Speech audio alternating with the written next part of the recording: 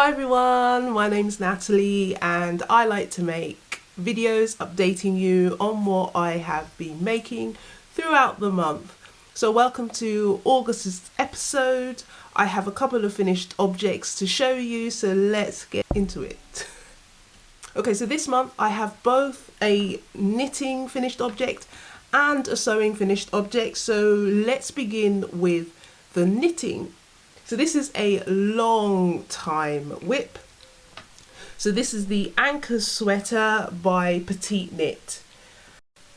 Finally finished for my husband. I started this in November of last year and it has taken me quite a long time to finish. And I'm glad it's over and I'm glad that he now has a new sweater to begin the autumn season. So I knitted this using Drops merino cotton in like a gunmetal grey or so. I knit according to pattern with regards to needles, I think 4mm needles and gauge. So I customized to suit the fit of the arms, so I ended up actually decreasing every couple of centimeters on the arms because my husband wanted a more fitted sleeved, and also he wanted it to a particular length. In order to help my husband distinguish the front and the back, I added a little label.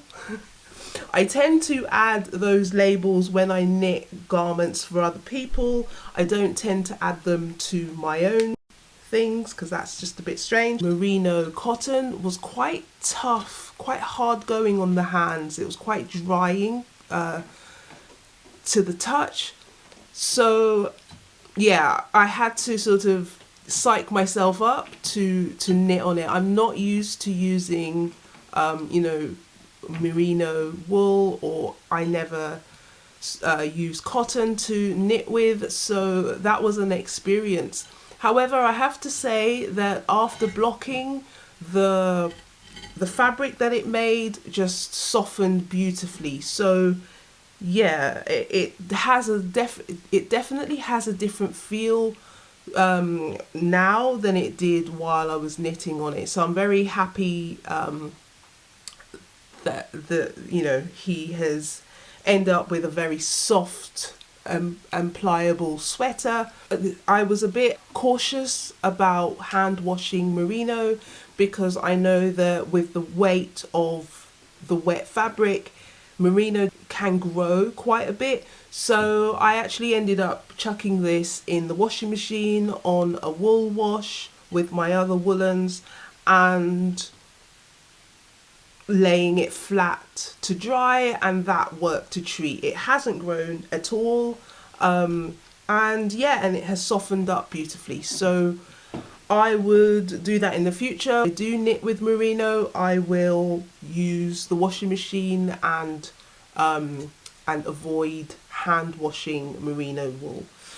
Go into his possession ready to wear when the weather gets cooler. Okay, finished object number 2. Let past me take it away to explain the context of this a little bit more. Just jumping on, this is mid-month, and just to let you know that I found some really nice linen fabric. I am obsessed with like blue striped linen. I just really like that coastal sort of blue look. I feel like dipping my toe into sewing, so in a few days I'm going to go to a friend's house. She enjoys knitting, but she wants to improve her skills and she has a sewing machine, so I'm going to try to make something with these fabrics, crafty afternoon. So hopefully I'll be able to make something cool with this fabric. I really love it. I bought it from a Etsy shop called Lace King. So let's find out what I make with it.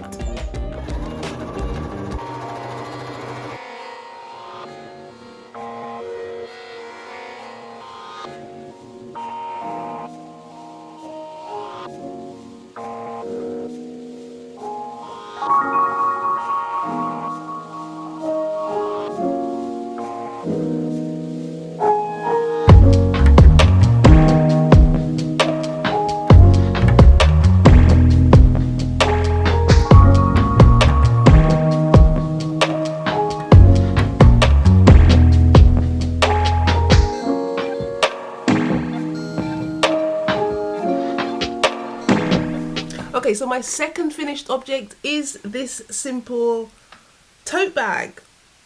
So as you have seen, I bought some fabric. Now the dimensions of both of these fabric pieces are 108 centimeters by 48 centimeters. So we have like a long rectangular piece to a tote bag. I had the opportunity to meet up at my friend's house and use her sewing machine. Now, I took a textile class at secondary school and we got to use a sewing machine, but literally I have not used one since then. So I had to pretty much relearn everything from scratch.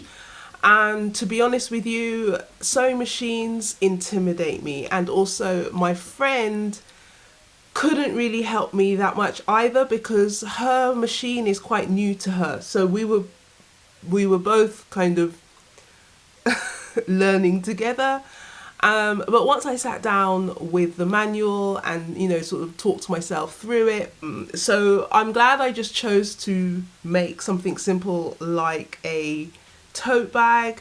I cut out the straps, so this was all beforehand, before I went to my friend's house, so that when I arrived pieces were pinned and ready to just be used. Luckily I used so that I took most of the time at her house just navigating the machine and learning the machine. So I used every bit of this material. So what I did was I made straps using the full length of the fabric, so that's 108 centimeters by actually 10 centimeters, or 10 or 8 centimeters I think for the straps, and then I just folded them in on themselves to make like a 2 centimeter cushioned strap. So these were sewn to keep them in place, nothing fancy. And then for the remainder of the material, I pretty much just folded it in two so that I didn't have to sew the bottom. And then I just French seamed along each side. And then by that time, so all to make this bag, to sew this bag together and to navigate the machine took me like literally 5 hours.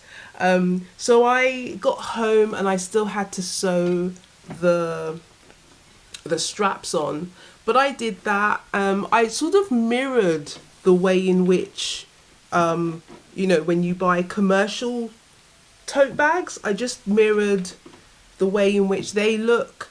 And yeah, so now I have this quite long in the body tote, but it's great because I can fit a bottle of water, and also the fact that the straps are quite long, I can use it as a crossbody bag. So I am pretty happy with it, and I'm very happy to have another bit of material.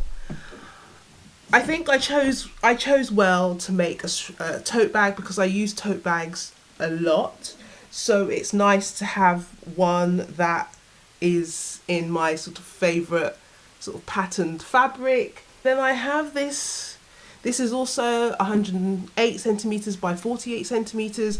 Not quite sure what to do with this, so I'll keep it in my possession and have a think about any other sort of beginner sewing projects to help me navigate a sewing machine. As I said before, I don't know if purchasing a sewing machine is in my future, because although I really wanted to have the final object, I am not annoyed with the process of sewing. You know, I can hand sew, and I used to customize my old clothes by adding, you know, random zips and stuff when that was in the late, you know, 90s, early 2000s. But with, you know, producing my own things on a sewing machine, I think it would be less about it being a process project and more about it being a product endeavor. I want to be able to make my own clothes, but I'm very conscious about being able to enjoy the process as well.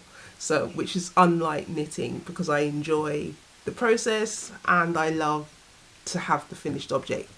But anyway, if you have any ideas on beginner sewers project that I can use this for, to also get me more acquainted with the sewing machine, please leave your suggestions in the comments below. Okay, whips. So I am still knitting the modern mudcloth sweater. Listen, I think this is really going to be a long haul project. I think I managed to knit like 2 rounds or 3 rounds this month, but it's not something to be rushed, because I think once it's done it will be absolutely epic. It will be probably like a lifetime knit, or not taking me a lifetime, but it will be like one of those like heirloom projects that you just kind of, once you have it, it's, you know, it's baller. So yeah, I'm gonna take my time with this because I don't want to mess anything up. So far I haven't, so I've just been enjoying it and knitting on it when I have the chance. So the pattern is by Chinua Matthews. Oh, sorry, I have the postman's here, so I need to just go and run and... Okay, so my second whip, which has probably been the thing that has taken up most time out of all my crafts this month, and it is the Beatrix cardigan by Gregoria Fibers. Now, I have been absolutely loving knitting this. So I am using Let Lopi, which I've mentioned before is a workhorse yarn of mine. I love having it as part of my yarn stash because, well, so far I haven't actually used it for any garments, but I have used it quite extensively for accessories, because to me it's like the perfect yarn. It's robust and it's warm and it's light, so I have used it for hats, I've used it for mittens, because it's great. It's great for outer layering pieces. I've always wanted to use it for a jacket slash cardigan type garment, because caught in the rain with it, it's not a big deal because it, you know, has that water resistant quality that rustic wool has. Okay, editing me here, forgot to tell you what I'm holding together with the Let Lopi for the Beatrix cardigan, and so I'm holding the Let Lopi together with this unidentified lace weight yarn. The pattern calls for your main yarn to be held with some kind of lace yarn, so I have this huge cone here that I bought from the local thrift shop for like £5 or £4, something ridiculous. So I'm using it for my lace weight yarn. I'm not too sure why you're required to use a lace weight yarn, but I assume it's for the extra halo, because the halo helps to add a little bit more coverage, because it's quite a loose gauge yarn, fabric. So yes. So this is an all over textured cardigan with cabling detail right down the sleeve, and as part of the button band. We have this all over texture which is quite meditative, but it uses a hell of a lot of yarn. And that I would say is that it would be cool if designers would give us the yardage, the total yardage or meterage that we need for our sizes at the beginning of the project. Now, this pattern gives the amount of skeins that you need, so it calls for a DK weight yarn, but yeah, it only gives the balls. So I bought one ball in excess, but the way I was seeing that this stitch pattern pretty much eats yarn, because as you can see, and then it has like a yarn over to give this sort of really spongy, lovely and warm, bouncy fabric. Yeah. So I still need to add the button band on the left side. So left sleeve, left button band, and collar is still for me to knit. Yeah, I have really been enjoying this, and I can't wait to have it finished and add it to my wardrobe, because I think it will be getting heavy rotation. One thing though that obviously this hasn't been blocked, but I have never done this kind of shaped sleeve, so I don't know whether it's going to be practical for me. So you knit as normal, and then you, like, halfway through or quarter of the way of the length of the sleeve, you start to do the decreases. Now the decreases are central decreases, CDD I think it's called, and I've never done this before, but it gives you this sort of shape, so it doesn't, even though you're decreasing, it almost adds extra bulk. So when I try it on, it's difficult to do with just the one. Well, actually, I can actually put it on without the... So let's do that. Okay, so you have a bit of an idea. So it does follow the shape of the arm here, but you're left with this kind of bulk. So I don't know. It's very comfortable. I give it that. It's very comfortable, because even though, you know, I can imagine having sleeves or having a couple of sleeves and having that excess there, or that space there for your sleeve of what's underneath. So that's nice, but I don't know. I'm used to sort of straight down sleeves, so we'll see.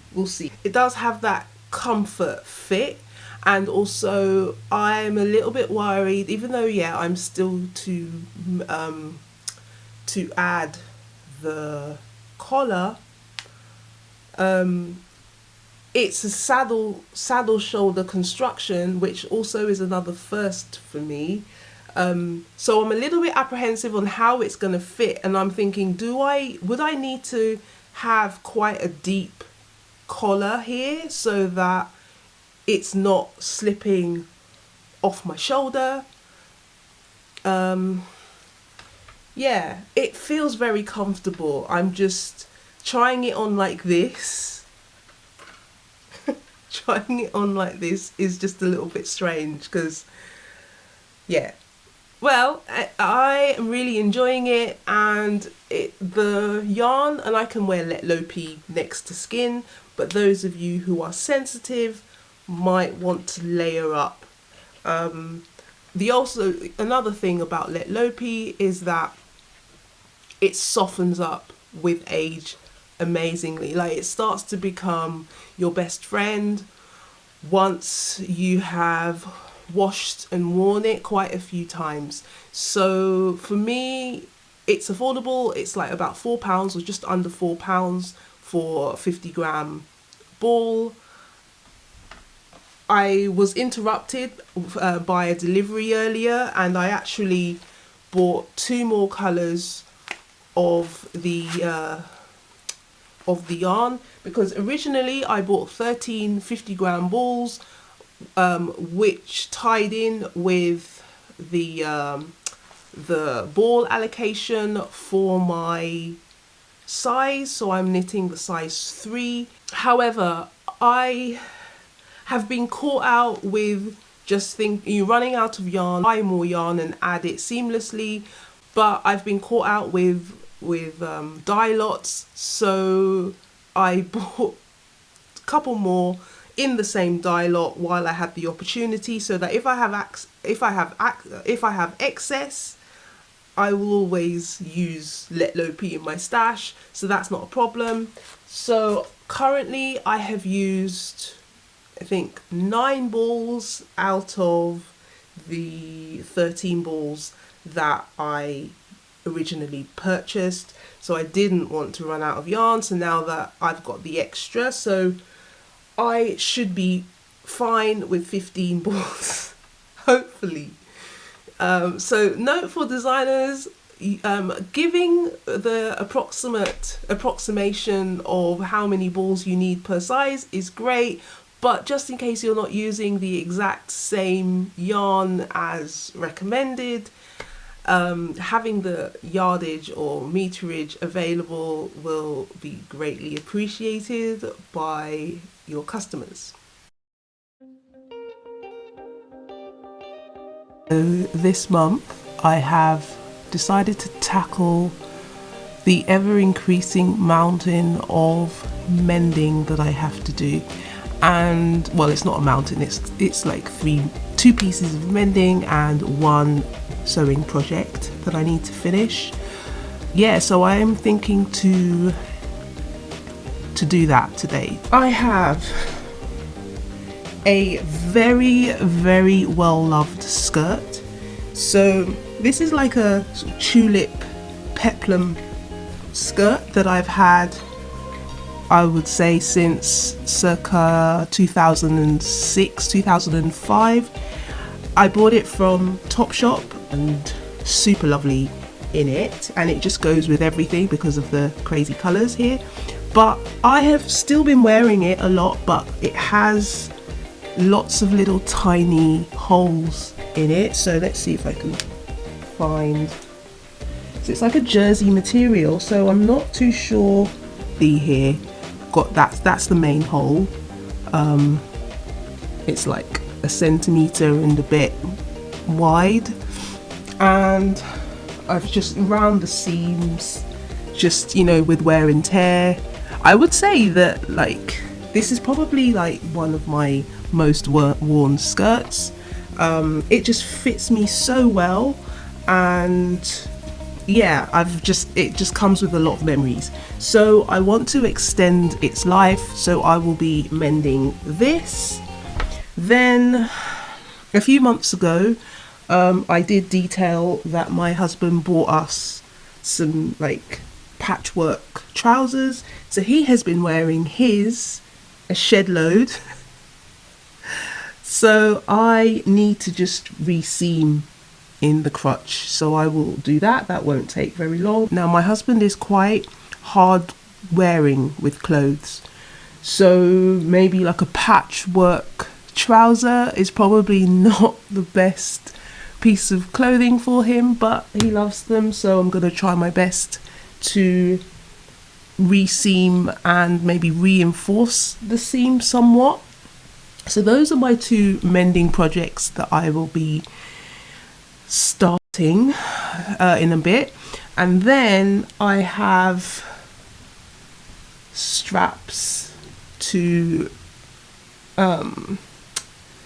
attach. So this is my new linen bag that I have made, but when I was at my friend's house, it just got to a point where it took way longer for me to thread the machine to actually sew the body of the bag together than I had anticipated. So I was around her house for like 5 hours, and it got to a point where I just wanted to go home and have a meal. So I actually decided to hand sew the straps on, so I need to tackle that. So those are my sewing projects, so I will get started with these.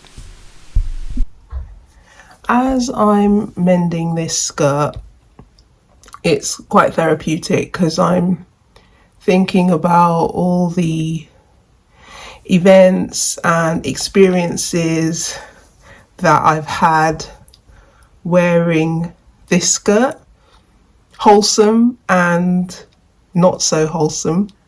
But then I started thinking about the fact that I bought this skirt from Topshop. Now, in the UK, Topshop was like huge. Teens and tweens and people in their 20s. So I used to buy quite a lot of clothes from the Topshop in London. There was a huge flagship store on Oxford Circus, and I used to go there quite a lot. And I think I might have bought this there. And obviously it's a high street store, so we could class it as fast fashion. Not in the respect that fast fashion with brands like Shein and H&M are nowadays. Topshop is no more, right? For those not in the know. But considering I have had this skirt for, like 20 years, is that still fast fashion? And the fact that I can still mend this, and I don't really know, because nowadays I don't really buy clothes from Shein or Temu, or I do. I buy like basics like t-shirts, plain t-shirts, etc. from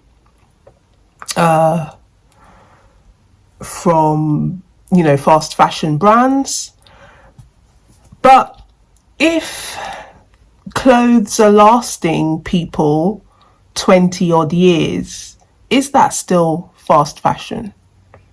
The obvious answer is yes. Yes, it is, because fast fashion more relates to these business models and business practices with regards to having, let's say, 100 seasons, fashion seasons in a year, as opposed to, let's say, the traditional 4 seasons, or 2, in fact, autumn, winter, spring, summer.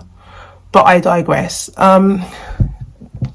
If you have something that you bought from a fast fashion brand, if we can take care of these items and mend them and just hold on to them, wear them, etc., for as long as we can, I guess this is a way to mitigate the need to buy more, and 2, to contribute to landfill. So I'm grateful that I have managed to hold, because I admit a lot of my clothes that I currently have, I've had for 15, 20 years.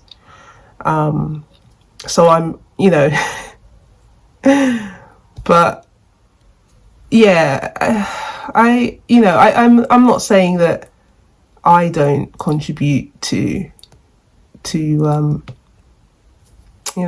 fast fashion and stuff. I do buy stuff from there, but I tend to not buy clothes very often. So I guess that's a way that we can kind of sorry. This just I'm just trying to follow, just trying to reinforce this theme, and yeah,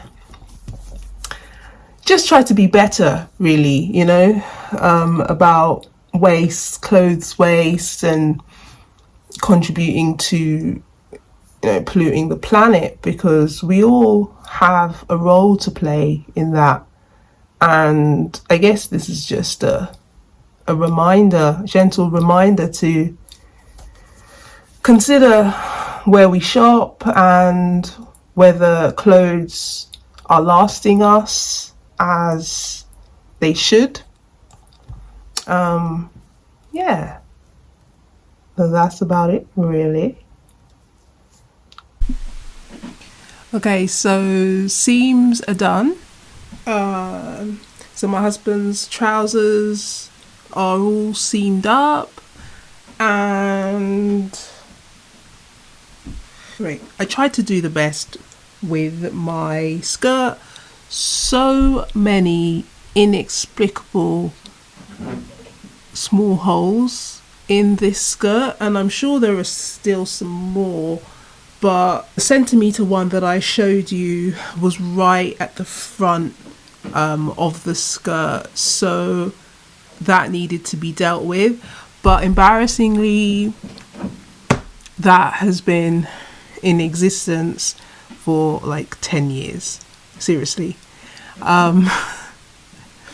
It never really showed anything, but I knew it was there, and it made me a little bit self-conscious. So I don't know why it took me so long to get on and mend it, because that actual hole didn't even take me 5 minutes to fill. But once I started to look around the skirt, I found many little, they almost look like moth holes, but I don't think that this is, oh, here we go, look, there's another one that I didn't catch here.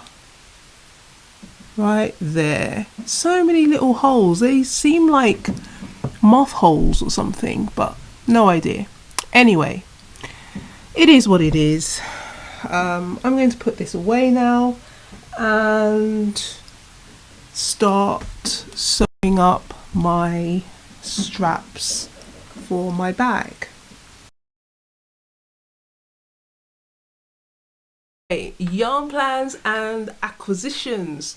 So as I can see, everybody is full of inspiration as we go into the fall season.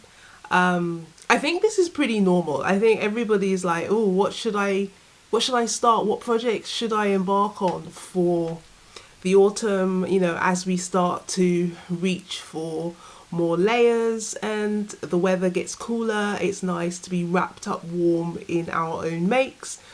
And of course, I am no different. So what are my knitting plans for the upcoming season? So I'll go through like what I've newly acquired first and the reason why. Okay, so as many of you know, I do love a bit of woolly knit cone. So I decided to buy a couple more. So I bought this cream, but this is, normally I buy the woolly knit cone British wool fingering weight yarn, which I actually typically hold double and use it for many, like Raglan, DK weight Raglan not t-shirt, sweaters. So I just purchased 2 DK weight cones, which is cream, and this sort of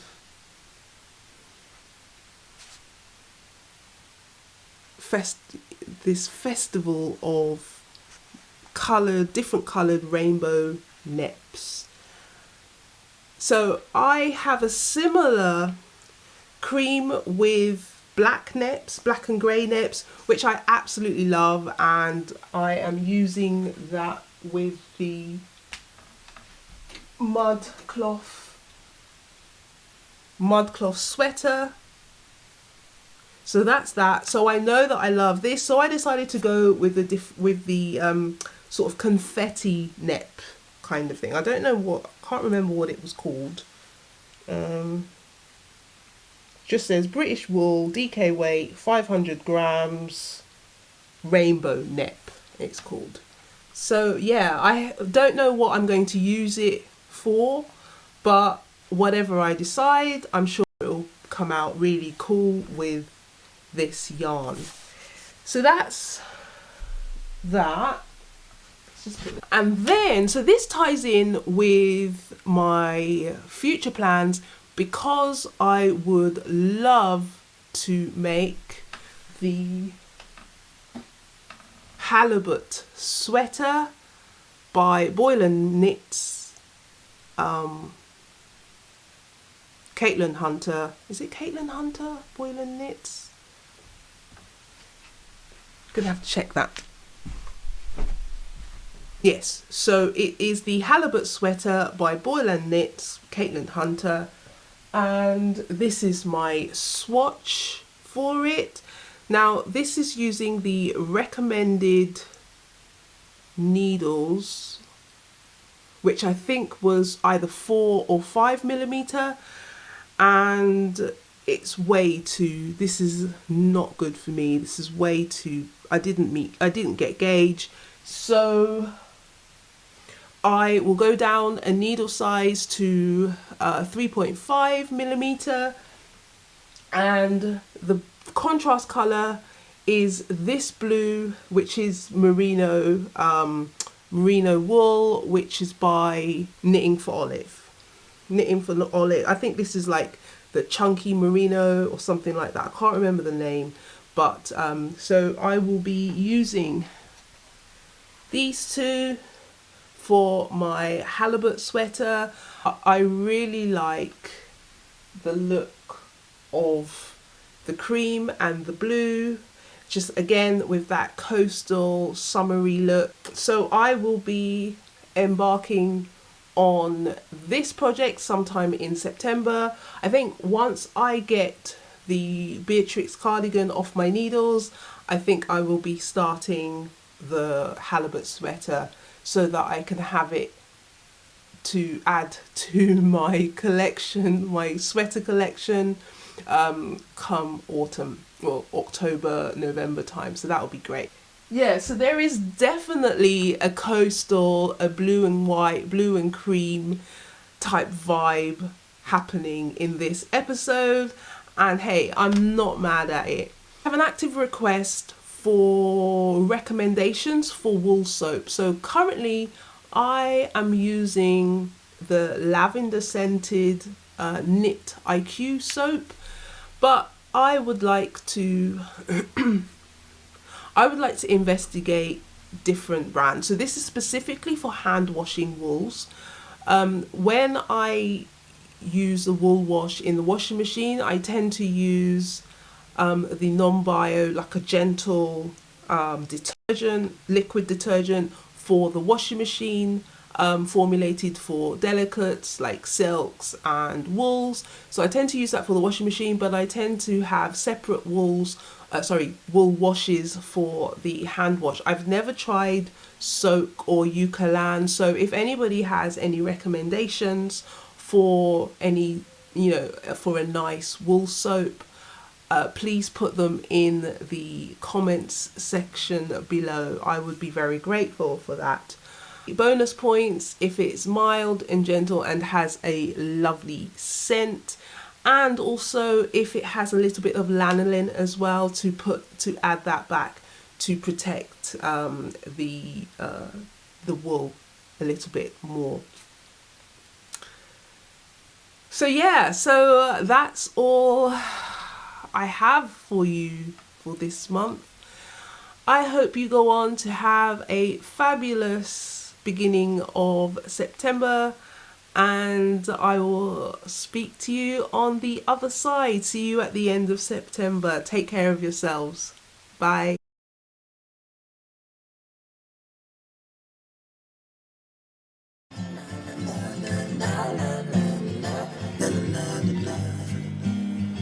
La la la la la.